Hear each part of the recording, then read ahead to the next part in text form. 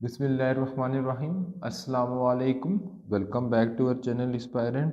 जैसे कि आपको थंबनेल से पता चल गया होगा कि आज की वीडियो के अंदर हम क्या डिस्कस करने जा रहे हैं। तो जी हाँ, आज की वीडियो के अंदर हम जो है वापडा OTS के जो टेस्ट हेल्ड हो रहे हैं 2 दिसंबर से लेकर 6 दिसंबर तक, तो उसमें जो टेस्ट हेल्ड हुए हैं 2, 3 और 4 दिसंबर को, उन टेस्ट को डिस्कस करने जा रहे हैं। ठीक है, तो ये टेस्ट बाकी जो बच्चे हैं उनके लिए बड़े हेल्पफुल होंगे जिनका पेपर 4 को या 5 को 6 को हेल्ड होने जा रहा है। तो अगर हम बात करें तो इसके अंदर जो है वापडा के OTS टेस्ट के अंदर 90% आपका जो है वो सब्जेक्ट के रेलिवेंट क्वेश्चन आते हैं और 10% आपसे जनरल नॉलेज के क्वेश्चन बच जाते हैं। तो स्टार्ट करते हैं। कुछ MCQs हमें मिले तो हम उनको टाइप करके MCQs बना दिए हैं। ठीक है, तो अगर हम फर्स्ट MCQs की तरफ गौर करें जो कि आपको स्क्रीन पे शो हो रहा होगा।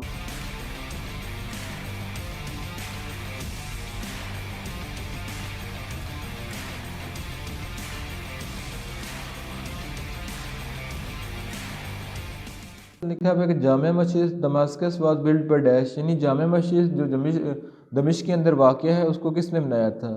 अमीर माविया ने, उमर बिन अब्दुल अजीज़ ने, वलीद वन या सुलेमान। तो जिसका राइट ऑप्शन है वो है वलीद वन। ठीक है, तो इसको हाईलाइट कर लेते हैं। उसके बाद हम मूव करते हैं नेक्स्ट एमसीक्यू की तरफ। तो नेक्स्ट एमसीक्यू में लिखा हुआ है कि purpose of capacitor in filter circuit is to reduce, यानी फिल्टर सर्किट के अंदर कैपेसिटर का क्या काम होता है, किस चीज़ को रिड्यूस करने के लिए होता है? तो फ्रीक्वेंसी को, एम्पलीट्यूड को, के रिपल्स को या हार्मोनिक को। तो जिसका राइट है वो रिपल। ठीक है, उसके बाद नेक्स्ट एमसीक्यू से मूव करें तो लिखा हुआ है कि सिनोनिम ऑफ स्ट्रीजेंट, तो स्ट्रीजेंट का सिनोनिम क्या है? आइदर श्रिल है, रिगरस है, ड्राई या स्टैंड है। तो जिसका राइट ऑप्शन है वो है रिगरस। अगर हम बात करेंगे स्ट्रीजेंट का मतलब क्या होता है, स्ट्रीजेंट का मतलब होता है कि ऐसी कड़ी, कड़ी मीन कि कोई सख्त चीज़। ठीक है, तो जो राइट ऑप्शन है वो ऑप्शन नंबर बी है। उसके बाद अगर हम फर्दर मूव करें एमसीक्यू नंबर 4 की तरफ, उसमें लिखा हुआ है कि purpose of leader line in engineering drawing, यानी लीडर लाइन का इंजीनियरिंग में, इलेक्ट्रिकल इंजीनियरिंग में क्या काम है? ठीक है, तो इसका जो काम है, इसका आंसर में लिखा हुआ है क्योंकि इसके एमसीक्यूज में मिले नहीं। तो to indicate information about hole diameter, radii and other information that occur has specific location are in a particle surface on a drawing।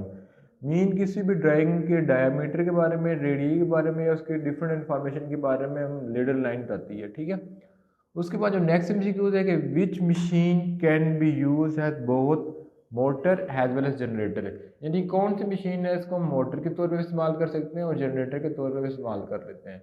तो वो है डीसी मशीन। ठीक है, तो एमसीक्यू नंबर 5 का जो राइट ऑप्शन है वो है डीसी मशीन। उसके बाद जो नेक्स्ट एमसीक्यू लिखा हुआ है कि purpose of fly back diode in a circuit containing inductor. तो अब फ्लाई बैक डायोड का जो है वो काम क्या होता है? ऐसे सर्किट के अंदर जिसके अंदर इंडक्टर हो। ठीक है, to regulate voltage, to control current flow, to protect other component from voltage spike या टू स्टोर इलेक्ट्रिकल एनर्जी। ठीक है, तो बेसिकली जो है वो फ्लाई बैक डायोड का काम होता है कि to protect other component from voltage spike. ठीक है, तो जिसका right option option number C है। उसके बाद अगर हम फर्दर मूव करें नेक्स्ट एमसीक्यू की तरफ, तो लिखा हुआ है कि the hanging garden is located in dash. तो हैंगिंग गार्डन को 600 BC में बनाया गया था। तो उसको इस्टेब्लिश किया गया था 600 BC में। और कहाँ पे इस्टेब्लिश किया गया था? इराक में। इराक में जगह है बेबीलैंड। ठीक है, उधर इसको जो है वो इस्टेब्लिश किया गया था, लोकेट किया गया था। तो जिसका right option option number B है। फिर हम मूव करते हैं एमसीक्यू नंबर 8 की तरफ, जिसके अंदर लिखा हुआ है कि what is the purpose of electrical fuse. Electrical का फ्यूज का इलेक्ट्रिकल डिवाइसेस में क्या काम है? तो फर्स्ट एमसीक्यू में लिखा हुआ है कि are device that convert electrical energy into mechanical, are device that store electrical energy, are device that measure electrical energy, या are device that protect electrical energy from our current. तो basically जो electrical fuse हमारे घरों में जो है वो install होते हैं, उनका काम क्या होता है कि जब सर्किट में करंट एक लिमिट से एक्सीड कर जाए तो वो ऑटोमेटिकली जो है वो फ्यूज हो जाते हैं, ट्रिप हो जाते हैं। ठीक है, तो इसका काम क्या है कि a device that protect electric circuit from our current. ठीक है, ऑप्शन नंबर डी, ये सबको पता होगा आई होप सो। उसके बाद मूव करते हैं नेक्स्ट एमसीक्यू की तरफ के orthogonal protection in engineering drawing is used to prevent how many object.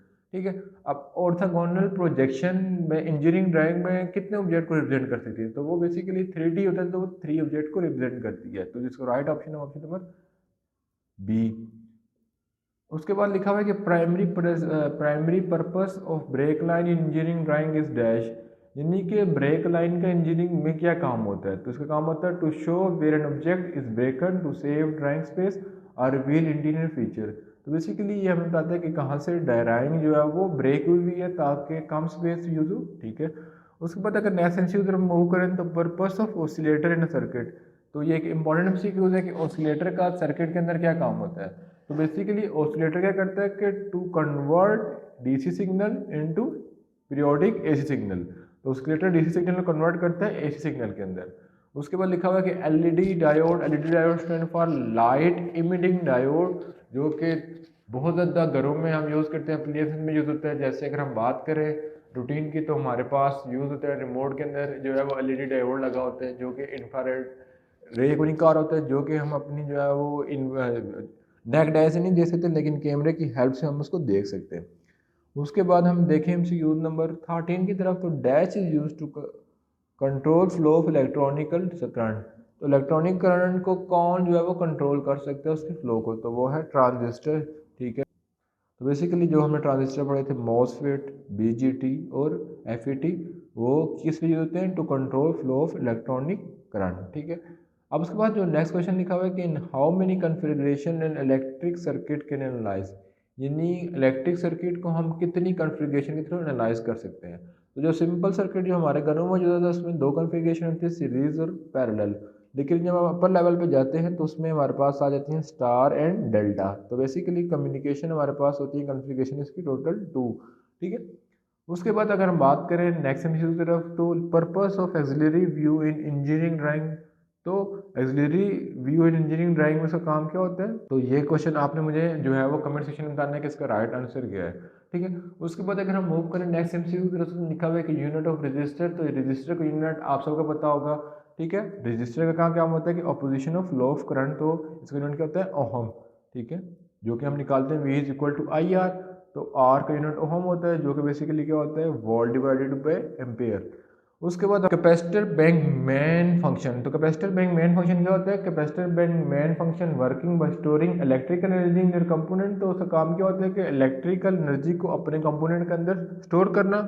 अब स्टोर क्यों करता है, and using it when needed to correct power factor lag और phase shift in AC circuit, तो जहाँ पे पावर कम हो रही है तो वहाँ पे उसको सप्लाई कर देता है। ठीक है, तो ये लैग और लैगिंग वाला आपने टॉपिक पढ़ा होगा जब हम पढ़ते थे कैपेसिटर वोल्टेज और इंडक्टर में, तो वहाँ पे आपने पढ़ा होगा। ठीक है, उसके बाद अगर हम बात करें नेक्स्ट एमसीक्यू की तरफ, तो what is an electric circuit breaker, यानी इलेक्ट्रिक सर्किट ब्रेकर होता क्या है। तो इलेक्ट्रिक सर्किट ब्रेकर एक ऐसी डिवाइस होती है जो बेसिकली हमें क्या करती है कि प्रोटेक्ट करती है जब करंट एग्जिस्ट हो जाता है।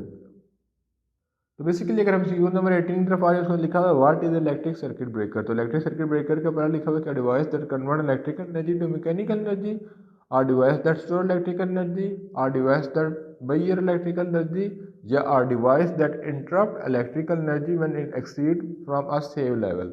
तो बेसिकली जो है वो सर्किट ब्रेकर और फ्यूज का तकरीबन काम सेम होता है। ठीक है, तो ये किस लिए यूज होते हैं कि are device that interrupt electrical current when it exceed from a save level, यानी जब सर्किट में करंट जो है वो कहीं पार कर जाए या किसी एक लेवल से इंक्रीज हो जाए, तो वहाँ पे जो है वो ब्रेकर ट्रिप कर जाता है, जो कि हमारे डेली लाइफ में यूज होता है to protect our self from damage. Differential relay का काम क्या होता है, ठीक है, रिले एज स्विचिंग का काम कर रहा होता है, तो कंपैरिजन करता है दो सेम सर्किट के दरमियान। ठीक है, तो नीचे जो आपका अब डिफरेंशियल रिले वर्किंग प्रिंसिपल क्या होते हैं कि comparison between phase angle and two और more same electric quantity magnitude.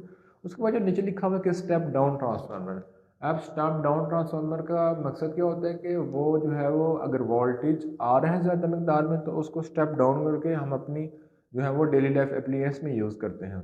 जैसे अगर हम बात करें तो जितने भी हमारे पास ग्रिड स्टेशन होते हैं, अगर मैं पाकिस्तान की बात करूँ तो उनके अंदर जो हमारे पास आ रही होती है ग्रिड स्टेशन के अंदर, तो आपने देखा होगा कि मतलब फिलहाल ग्रिड स्टेशन 32 kV का है, तो 32 kV का ग्रिड स्टेशन होता है, तो उसके आगे डिफरेंट सिटीज़ के फीडर लगे होते हैं। जैसे अगर मैं बात करूँ तो लेट्स सपोज मैं यहाँ पे इस्लामाबाद की बात करूँ, तो जो इसका ग्रिड स्टेशन होगा वो H8 में होगा। ठीक है, अब उसको डिफरेंट एरिया को कवर कर रहा होगा। अब H8 के नज़दीक जितने भी area I sector, I9, I94, तो उसके डिफरेंट फीडर स्टेशन होंगे, तो उनको मैं जो है वो स्टेप डाउन करके ट्रांसफर कर रहा होता है। तो वो 32 kV को ब्रेक कर रहा होता है 11 kV के अंदर डिफरेंट जो है वो फीडर के अंदर। ठीक है, फिर 11 kV से जो हमारे घरों में आते हैं तो वहाँ से कन्वर्ट होते होते 220 में स्टेप डाउन होता रहता है। अब स्टेप डाउन ट्रांसफार्मर में जो है बेसिकली हमारे पास क्या होता है कि जो है वो जो क्या कहते हैं प्राइमरी जो कोयल ज़्यादा हो जाती है, सेकेंडरी कोयल कम हो जाती है। तो बेसिकली स्टेप डाउन ट्रांसफार्मर के मैंने आपको वर्किंग बता दी है। तो आई होप सो कि आज की वीडियो को पसंद नहीं होगी। तो इंशाल्लाह नेक्स्ट वीडियो के अंदर हम जो है वो रिमेनिंग एमसीक्यूज जो रह गए हैं पेपर के अंदर आए हुए हैं उनको डिस्कस करेंगे। तो उससे पहले आपसे छोटी सी रिक्वेस्ट है कि आप चैनल को सब्सक्राइब कर दें, ठीक है, और कमेंट सेक्शन में हमारी लाजमी सपोर्ट करें। तो चैनल को सब्सक्राइब करने से आपको ये फ़ायदा होगा कि हम जो नेक्स्ट वीडियो आप तक जो है मतलब कि अब नेक्स्ट वीडियो जो अपने चैनल पे अपलोड करेंगे वो डायरेक्टली आपके पास रिसीव हो जाएगी, वरना आपको जो है वो मतलब कि सर्च करके ढूंढनी पड़ेगी। तो बेसिकली ये थी आज की वीडियो। तो इंशाल्लाह मिलेंगे नेक्स्ट पार्ट में, तब तक अल्लाह नी के बाद।